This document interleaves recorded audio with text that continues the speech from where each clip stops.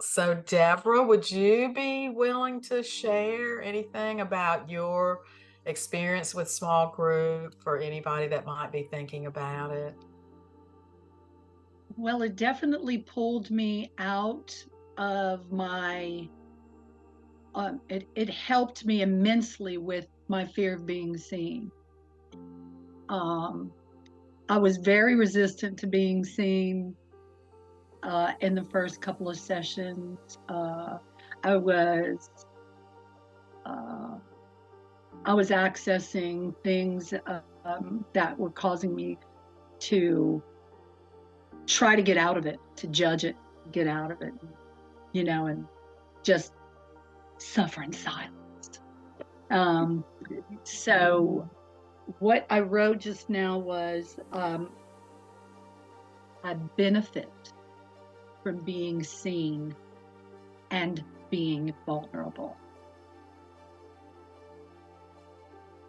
That is the true flip of the entire experience. I feel freer about being seen. I feel the tools have helped me to trust my instinct with a given in a given moment with a given person, um, and it's given me permission to really look at the things that have created blocks, and I can see the blocks now as though I mean, really, I don't feel like I ever really understood what blocks meant. Um, at my ripe age, I mean, you talk about it and you can talk about your shadow, but until you realize that the blocks are the shadow, and the shadow is all of the things that I've been ignoring about my pain body. And so, another thing that's a catchphrase, but it's a very important concept to me to understand that my pain body has been a place that has protected me, my programs. And that's what this is teaching me, is that all of this has protected me, that I've developed since my childhood and even into adolescence and my adulthood. Um, but I don't have to hold on to them. I don't, I can now, I never thought I could let them go or release them. I thought that they were going to just be the shackle on my ankle. But I feel so free from a lot of it now because I was able to speak truth into and feel the truth of being being responsible for my own well-being, and not using anyone else, like my children or my parents, as an excuse for bad behavior. And that I can come out of it, and I can actually see the world from a healthier place, and not that place of, oh, but I was blah blah blah when I was a kid or an adolescent. I don't have to be a victim of anything. So that's what I've gotten from it. So, do you feel as if you have learned some practical tools that you can now use, and do you find yourself using them? Yes, and yes.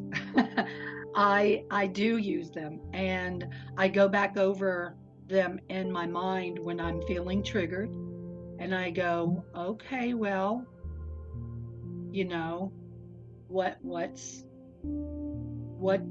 does this originate? And is this just my little Deborah acting out? And why does she feel unsafe? So like I wasn't allowing myself to to be responsible for making my vulnerable self feel safe.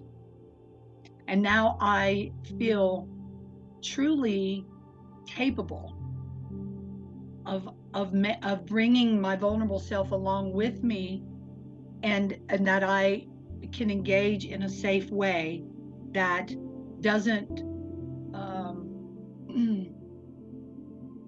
well, the triggers I found out, I mean, through this work, are the places where I didn't acknowledge my vulnerable self. And so now I can say, well, am I safe right now? Yes, I am. Am I safe with myself? Am I really being a safe place for my own self? You Yeah. know, and that's priceless.